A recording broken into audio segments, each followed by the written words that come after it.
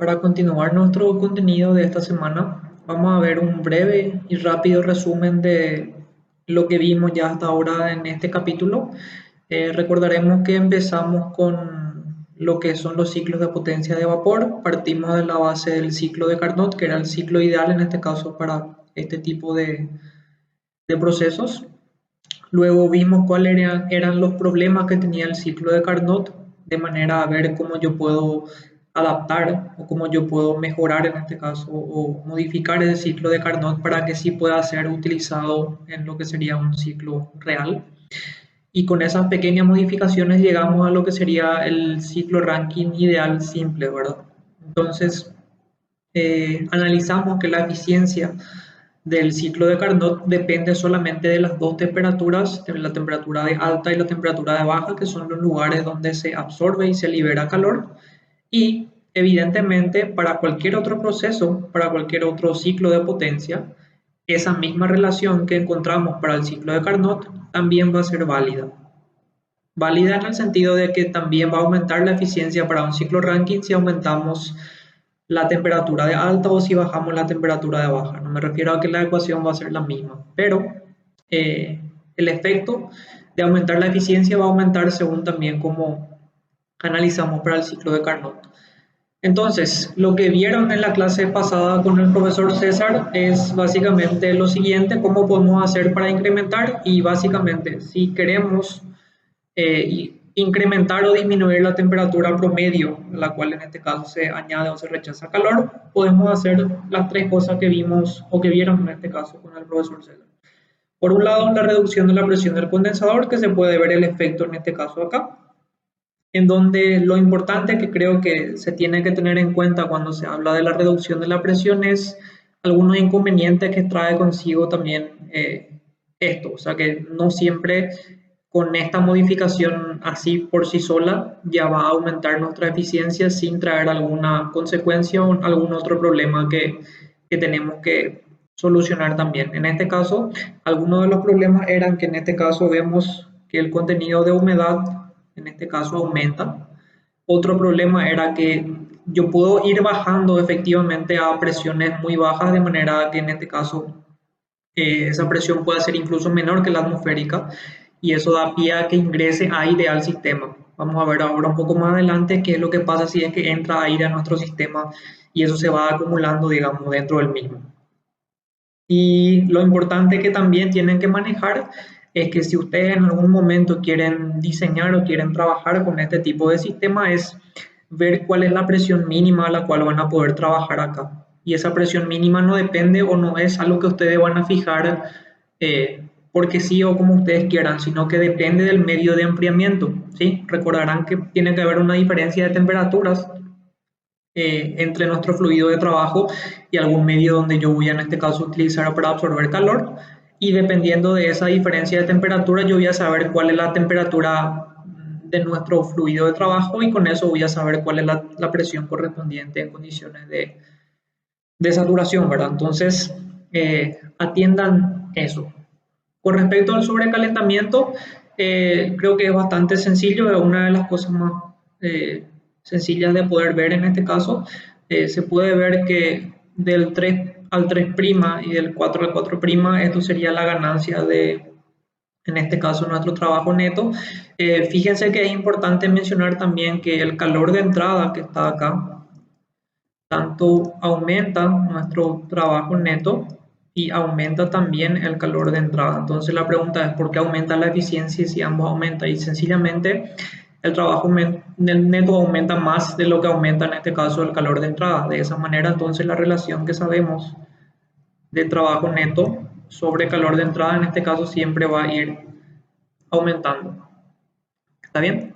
Y el inconveniente con este tipo de modificaciones es sencillamente la máxima temperatura que podría utilizar para sobrecalentar esto, que sencillamente depende del material de los equipos que estaríamos utilizando.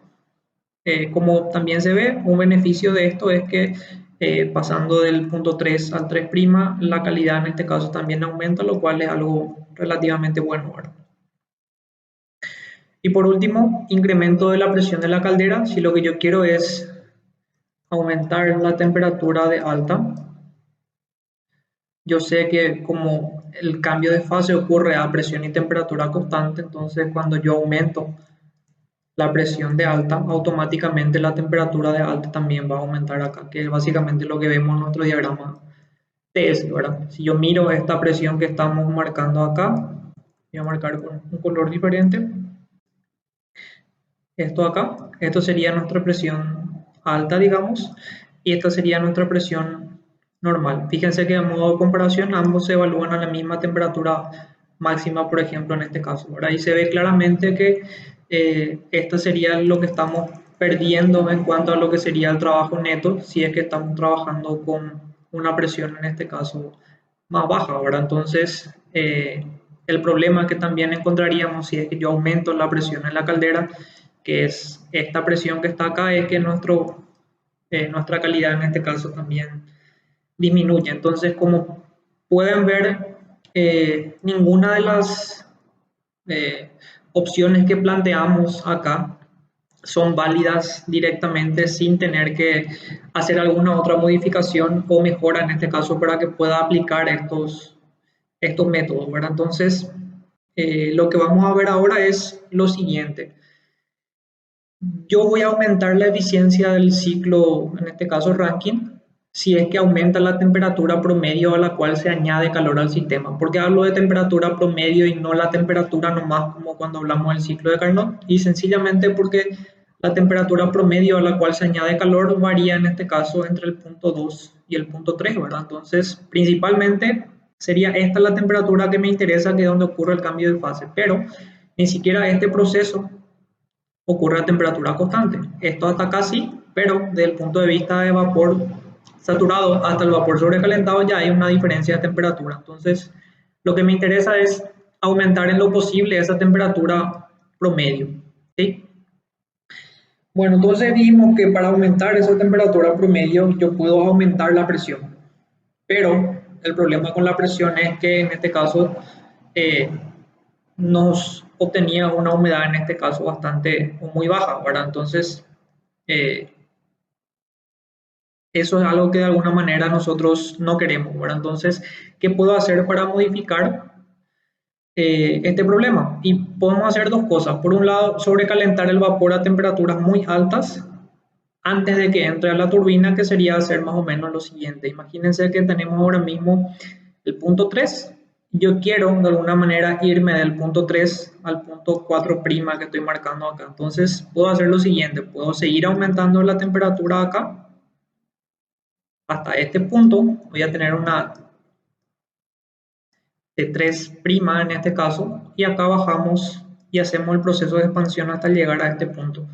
La pregunta es ¿por qué no puedo hacer esto? Y porque sencillamente es probable que esta temperatura T3' sea una temperatura muy alta y que no sea capaz o no sea manejable en este caso por los materiales de construcción de nuestros equipos, principalmente la turbina, porque en principio la caldera sí puede estar diseñada para trabajar a muy altas temperaturas, pero es probable que la turbina en este caso no, ¿verdad? Entonces, esta opción quedaría por el momento descartada, ¿verdad? La otra opción es la que tenemos acá, que dice expandir el vapor en la turbina en dos etapas y recalentarlo entre ellas. ¿Qué significa recalentarlo? O que en este caso significa expandir el vapor en dos etapas. Y vamos a volver a analizar nuestro diagrama que tenemos acá y vamos a ver lo siguiente. Imagínense que ahora mismo nuestro ciclo corresponde al de la presión alta, que sería esto. Esto es lo que yo quiero analizar o yo quiero mejorar ahora. Entonces yo tengo el inconveniente de la humedad como mencionamos acá. ¿Qué pasa si yo de alguna manera hago esta expansión que está acá, pero en vez de llevar directamente y expandir por completo esto hasta la presión del condensador, paro un ratito esto hasta acá y una vez que tengo un vapor, en este caso con una presión intermedia, digamos que esto es una presión 1, esto sería una presión intermedia 2 y esto sería la presión de baja 3. Si yo expando solamente de P1 a P2 hasta este punto, yo voy a tener un vapor en esas condiciones de presión y yo puedo enviar de vuelta ese vapor que va a estar a esta temperatura a la caldera.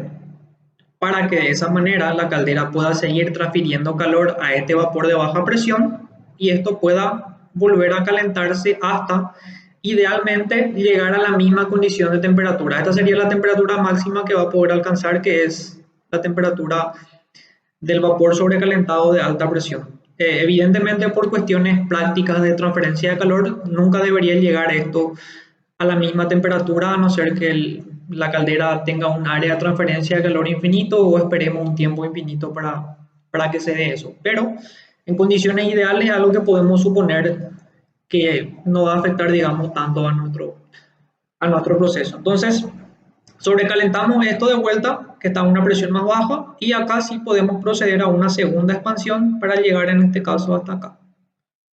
Entonces, esto es sencillamente la etapa de recalentamiento, que es esto es recalentamiento. Y las dos etapas de expansión serían las que se dan entre el punto 3 y este punto que está acá, y entre este punto 3' y este punto 4' acá. Entre 3 y este punto X sería la primera etapa de expansión, y entre 3' y 4' sería la segunda etapa, en este caso, de expansión. Entonces lo que podemos observar es que todo lo que disminuíamos o todo lo que perdíamos en cuanto a trabajo neto al aumentar la presión, ahora estamos volviendo a ganar. Quiere decir que estamos volviendo a aumentar el área bajo la curva de nuestro diagrama. Si estamos aumentando esto, quiere decir que de alguna manera también estamos aumentando la eficiencia. Estamos aumentando el trabajo neto, va a aumentar la eficiencia y también va a aumentar la entrada de calor al sistema. ¿Por qué va a aumentar esa entrada de calor al sistema? Y sencillamente porque la etapa de entrada de calor no solamente va a estar ahora en la etapa que corresponde a nuestro cambio de fase, que sería básicamente entre el punto 2 y el punto 3. Normalmente solamente esto sería nuestro calor de entrada, ¿sí? Entonces ahora yo tengo otro lugar donde tenemos también otro calor de entrada, que sería en este caso esta zona que está acá, que sería entre el X y el 3', ¿verdad? Esto sería entonces nuestro Q de entrada 2, ¿sí? O sea, de vuelta tenemos lo mismo. Va a aumentar mi trabajo neto, va a aumentar mi calor de entrada, pero esto va a conllevar a que aumente al final la eficiencia. ¿Por qué? Porque el aumento en el trabajo neto va a ser mayor que el aumento en este caso en lo que refiere a calor de entrada. ¿Está? Bueno, y este ciclo que está acá entonces es lo que se denomina un ciclo Rankine, en este caso ideal, con recalentamiento, que es básicamente lo que tenemos acá ahora. Entonces, vamos a analizar primero nuestro diagrama que tenemos a la izquierda, que sería el diagrama de flujo, y luego nuestro diagrama TS con todas las presiones y estados termodinámicos que vemos ahí. Bueno, vamos a empezar de vuelta nuestro proceso con nuestra bomba, que sería el punto 1 que vemos acá. La bomba toma, en este caso, hablando de un ciclo ideal, creo que ya se aclaró que cuando hablamos de un ciclo ideal podemos considerar o asumir que esta condición sería de líquido saturado. Entonces esta sería la entrada a la bomba. La bomba quiere aumentar la presión del líquido o del agua, en este caso, hasta la presión 2, que sería la presión de la caldera ya propiamente. ¿Qué pasa en la caldera? La caldera, nuestro líquido a una presión elevada, se vaporiza y sobrecalienta hasta el punto 3, que es lo que tenemos acá. Y tenemos la primera etapa de expansión que habíamos mencionado. Esa primera etapa de expansión se realiza en una turbina que se denomina turbina de alta presión, porque es la presión de alta que tenemos acá, ¿verdad? Sería la presión más alta del ciclo. Y esta presión de acá sería la presión de baja. Entonces, la expansión ocurre de manera que esto se retira a una presión intermedia, entonces 4 sería una presión intermedia, ¿sí? Y en vez de seguir expandiendo esto hasta el condensador, no hacemos eso y recalentamos. Para recalentar, o en este caso sobrecalentar de vuelta, si es que esto viene en condiciones de, no sé, saturación, por ejemplo, y quiero calentar de vuelta, entonces simplemente hacemos pasar de vuelta el el vapor a través de la caldera. Cuando digo esto, no me refiero a que esto va a estar en contacto directo, digamos, con el propio vapor que se va a estar formando, sino sencillamente va a ser una transferencia de calor indirecta. Todo lo que está entrando acá como 2 va a seguir saliendo acá como 3. Todo lo que está entrando acá como 4 va a salir exactamente acá como 5. O sea, no hay ningún tipo de balance o cambio de masa ni composición en lo que sería nuestro vapor entre el punto 4 y el punto 5. Lo único que cambia es la temperatura a esa presión intermedia constante. ¿Está bien? Entonces, una vez que esto se sobrecalienta de vuelta, en principio hasta la misma temperatura que nuestra presión, nuestra temperatura a la salida de la caldera, entonces ingresamos esto a nuestra segunda turbina, que sería nuestra turbina de baja presión. Esto entonces va a estar expandiendo nuestro vapor desde la presión media hasta la presión baja, que sería en este caso ya la presión de nuestro condensador. Sabemos que en este caso entonces el condensador lo único que va a hacer es tomar ese vapor en las condiciones de salida que tenemos acá y condensarlo por completo para que tengamos de vuelta líquido saturado, que es lo que va a entrar a la bomba y va a empezar de vuelta nuestro ciclo. Entonces, este sería el ciclo con recalentamiento. Fíjense que necesariamente, si es que vamos a hablar siempre de un proceso de recalentamiento, es necesario que existan las dos turbinas que están acá. ¿Sí? Como vamos a ver, puede ser que existan más de dos turbinas también, pero en principio, si voy a usar una sola etapa de recalentamiento, esa una etapa de recalentamiento necesariamente requiere de una segunda turbina, en este caso de presión intermedia a baja, para que pueda funcionar en este caso el ciclo. ¿Está bien? Bueno, vamos a ver entonces rápidamente nuestro diagrama ATS que tenemos acá a la derecha. Empezamos de vuelta con nuestra bomba que toma líquido saturado, como habíamos mencionado. Voy a dibujar acá la línea de presión correspondiente a la presión intermedia, que sería más o menos esto, para que se entienda que hay una presión intermedia, cosa que si solamente miramos las dos presiones me va a dar la idea de que solamente hay dos, pero en realidad sabemos que hay tres, ¿verdad? Bueno, entonces esto aumenta la presión y aumenta la presión directamente hasta el estado 2. Entonces la presión 1 es la presión de baja y la presión 2 ya es la presión de alta, en este caso del ciclo. Yo no necesito aumentar la presión hasta una presión intermedia por más de que eso exista, digamos, en este ciclo, ¿sí? Directamente voy a aumentar la presión hasta la presión de la caldera. Bueno, esto es lo que como líquido comprimido en este caso se calienta hasta la condición de líquido saturado. En este punto se evapora y se sobrecalienta hasta el punto 3. Entonces el punto 3 es el lugar en donde tenemos las condiciones de temperatura y presión más alta en este caso del ciclo siempre, que es la salida de la caldera. Acá tenemos la primera etapa de expansión entre 3 y 4, que en condiciones ideales e isentrópicas, que es lo que estamos considerando inicialmente acá, también vemos que los procesos de expansión y compresión son todos isentrópicos por el momento. Esto, como mencionamos, ocurre a la presión media. Entonces, el punto 3, que es lo que está acá, está a la presión de alta, esto está a una presión media y esto está a una presión, en este caso, de baja. ¿Está bien? Entonces, de 3 expandimos en la turbina de alta hasta el punto 4. Esto hacemos pasar de vuelta por la caldera para volver a absorber una cantidad de calor determinada hasta llegar en este caso a la misma temperatura, que es lo que más o menos vemos de vuelta acá. Y tenemos la segunda expansión en la turbina de baja, también isentrópica, entre 5 y 6 en este caso. ¿Sí? De vuelta podemos ver acá si es que yo bajo esto.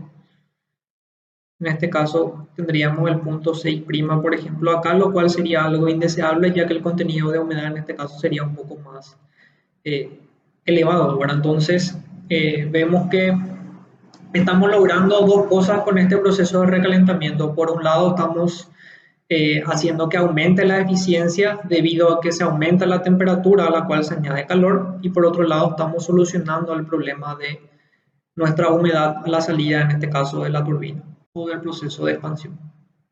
¿Está bien? Bueno, lo que faltaría agregar a esto, que también es importante mencionar, son los balances que ya habíamos visto, que en este caso no van a cambiar mucho con respecto a lo que sería el ciclo con recalentamiento. Recordando de vuelta, tenemos que calcular, por ejemplo, el calor de entrada, en donde el calor de entrada ya habíamos hablado que sería la primera etapa, digamos, que ocurre en la caldera propiamente, y la segunda etapa es la que ocurre en este caso acá. Esto sería Q de entrada 1, esto sería nuestro Q de entrada 2, entonces el calor de entrada total ya sería sencillamente H3 menos H2 más H5 menos H4. ¿Está bien? Ahora nuestro calor de salida, el calor de salida no va a cambiar, va a seguir siendo solamente el calor que tenemos acá, que es H1 menos H6. Luego tenemos el trabajo de la bomba, que es sencillamente, en este caso, H2 menos H1, y el trabajo de la turbina, que también es importante mencionar. Como dijimos, tenemos dos entradas de trabajo, en este caso, dos salidas de trabajo en la turbina. La primera sería esta, que es la turbina de alta presión, que es la que tenemos acá, y la segunda, que es la turbina de baja presión, que es la que tenemos ahí. Entonces, nuestro trabajo de la turbina total sería H4 menos H3 más H6 menos H5. ¿Está bien? Bueno, entonces a partir de esto podemos definir de vuelta nuestra eficiencia. La eficiencia se define sencillamente, como ya habíamos visto, el trabajo neto sobre el calor de entrada, o en este caso 1 menos el calor de salida sobre el calor de entrada, y esto le coloco ya en valor absoluto para que no haya inconvenientes.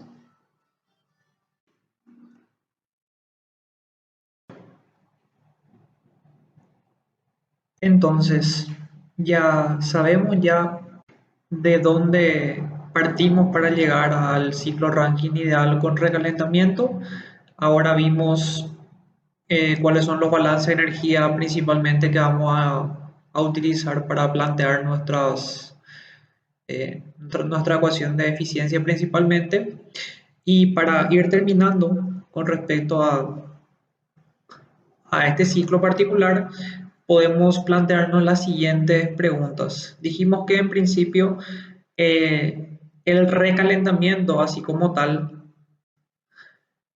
sí nos sirve para aumentar la eficiencia de nuestro ciclo. ¿Está? La eficiencia se aumenta debido a que aumenta la temperatura promedio a la cual se le está añadiendo calor a nuestro sistema. ¿Sí? Porque una confusión o un error normal que se suele dar es, por ejemplo, si la pregunta es ¿cuáles son algunos métodos para aumentar la eficiencia de un ciclo Rankine? La primera respuesta es directamente el recalentamiento.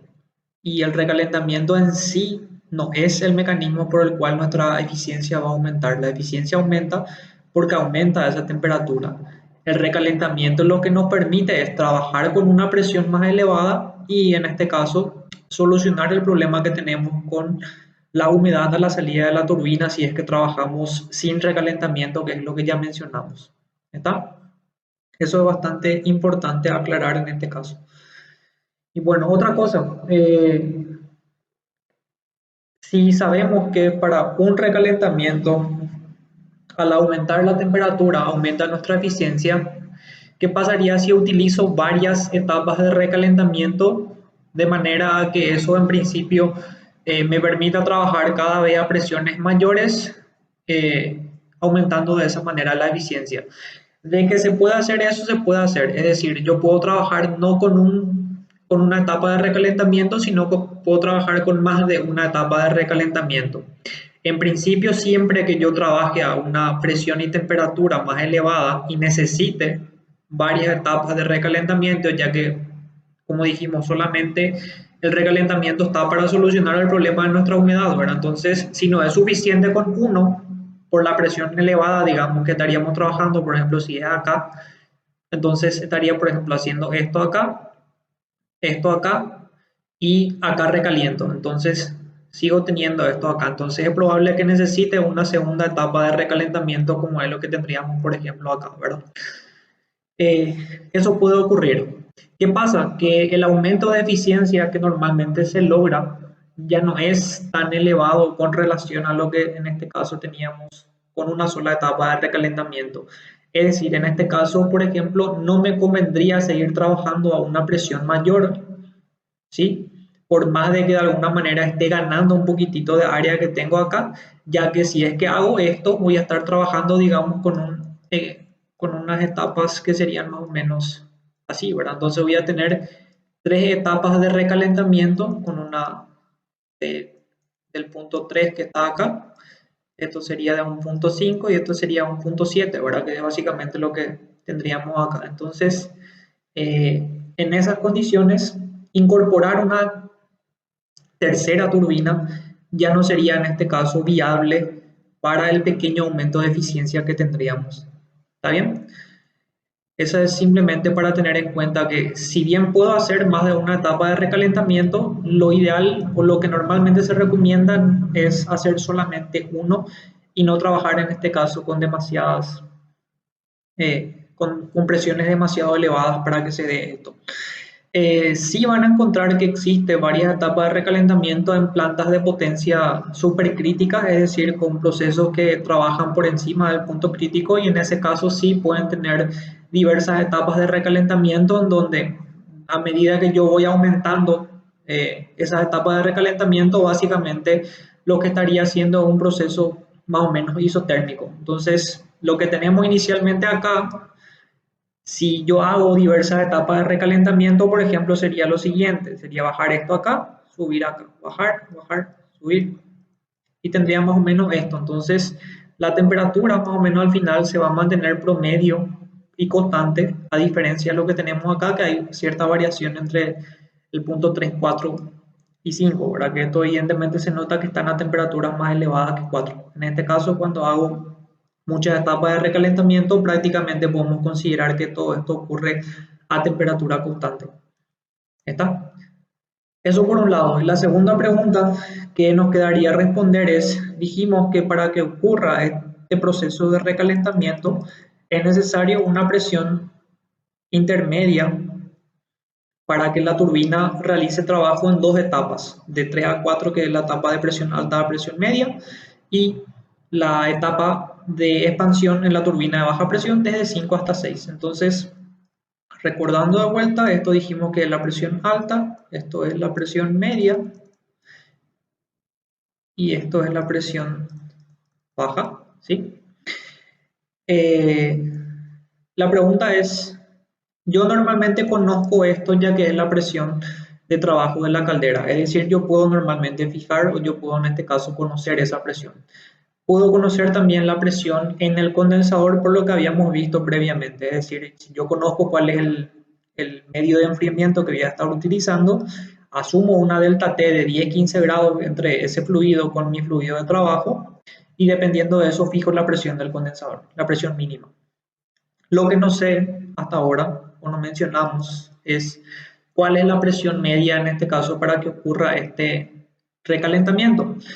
Y sencillamente se podría plantear esto de 2 maneras. La primera de ellas es hacer algún tipo de estudio paramétrico en donde lo que estaría haciendo es sencillamente variar esa presión promedio, ir haciendo diversos cálculos para ver cómo varía la eficiencia para distintas presiones, digamos en este intervalo entre lo que tenemos acá hasta lo que tendríamos acá. Por ejemplo, puedo tratar de un sobrecalentamiento también en esta zona y ver en este caso cómo afecta eso a nuestra eficiencia. Entonces, en principio, nuestra presión que nos dé una eficiencia más alta sería la presión media óptima o la presión recomendada para llevar a cabo esta etapa de recalentamiento, ¿verdad?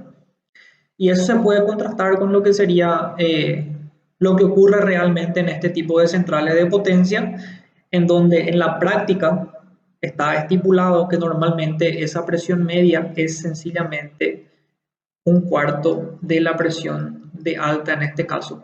Esto es sencillamente una expresión, digamos, empírica, experimental, práctica, pero que da bastantes buenos resultados en este caso para el proceso de recalentamiento en este caso. ¿Sí? Ahora, un problema que suele ocurrir es lo siguiente: ¿qué pasa si esa presión de recalentamiento es en este caso muy baja? ¿Qué quiere decir eso? ¿Qué pasa si nuestra etapa de recalentamiento, en vez de hacer a esta presión que está acá, la hago a esta presión que está acá? Entonces voy a bajar esto hasta acá, ¿sí? Y voy a subir esto hasta la misma temperatura de 3, que sería la que tenemos allá. Voy a subir esto y voy a encontrarme más o menos acá, punto 6 cualquiera. Y esto va a ser nuestra segunda turbina y va a estar bajando más o menos en este punto, vamos a llamarle 5', y el punto 6' para que coincidan con este punto y este punto, lo que estoy corriendo ahora hacia la derecha. Si la presión de recalentamiento es muy baja, tenemos esto que vemos acá, y esto que vemos acá normalmente se denomina escape sobrecalentado, es decir, la condición de sobrecalentamiento que vamos a tener acá efectivamente va a ser la misma que tenemos para 3 y 5, ¿verdad? Es la misma temperatura, pero a una presión intermedia. El problema con esto es que nuestra línea de salida, en este caso del proceso de expansión, que es en este caso 6', implica que la salida de calor, en este caso, va a ser mayor, lo cual en este caso no es algo que de alguna manera nosotros deseemos. Entonces, hacer un recalentamiento a una presión muy baja termina siendo en este problema del escape sobrecalentado que estamos comentando, y esto eventualmente haría que en este caso la eficiencia de nuestro ciclo aumente. Es por eso que lo que primero analizamos es, por ejemplo, hacer alguna tablita de presión media versus la eficiencia, y en este caso ir probando distintos valores de presión y distintos valores de eficiencia. En principio, no sé, solo por dar algún ejemplo, si ponemos por ejemplo esto, funciona un gráfico, se podría encontrar más o menos algo así. Entonces va a haber un valor de eficiencia que en este caso sea el óptimo. No sé si exactamente esta es la forma que tiene nuestro sistema o nuestro gráfico, pero simplemente para darles un ejemplo, el comportamiento es este: para ciertas presiones va a haber, para una presión determinada va a haber una eficiencia máxima, y por encima y por debajo de eso la eficiencia va a ir disminuyendo. La idea es, de alguna manera, si es que ustedes quieren verificar que esa presión óptima en este caso realmente corresponde a la de un cuarto de la presión de alta, que es lo que habíamos visto, ¿verdad? Para tener idea, para cualquier problema que vayan realizando, sencillamente, si el problema no dice nada acerca de esa presión de recalentamiento, a no ser que sea una incógnita propia del problema, sencillamente se puede adoptar el valor de un cuarto de la presión máxima. ¿Está bien? Bueno, entonces, para ir cerrando este contenido teórico, antes de pasar a los problemas, algún resumen acerca de lo que hablamos hasta ahora. Aumentar el número de etapas de recalentamiento. Al aumentar los procesos de expansión y recalentamiento, se acercan a un proceso isotérmico, que es lo que habíamos mencionado, ¿verdad? Que sería más o menos hacer esto acá. La tercera etapa de recalentamiento incrementa la eficiencia casi la mitad de la mejora alcanzada durante el segundo, ganancia tan pequeña que no justifica el costo y complejidad adicionales. ¿Cuál es el costo adicional? Que cada etapa de recalentamiento va a tener una turbina, en este caso, incorporada a nuestro ciclo, como habíamos visto. Entonces, cada vez que agrego una etapa de recalentamiento, voy a tener que invertir en una turbina, y eso implica un costo determinado. Es probable que lo que yo invierta no se vea en este caso como una ganancia a corto o mediano plazo, sino únicamente a muy largo plazo, lo cual en este caso no me beneficia en lo que estoy utilizando.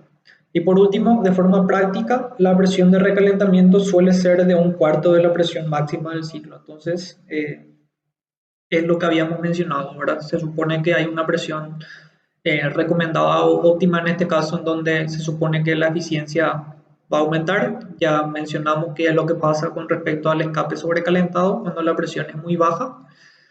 Y eso sería nuestro ciclo Rankine ideal con recalentamiento. Entonces ahora pasaríamos a plantear un ejemplo. Voy a parar el video ahora mismo acá para terminar la parte teórica y luego pasamos al ejemplo para hacer algunos cálculos.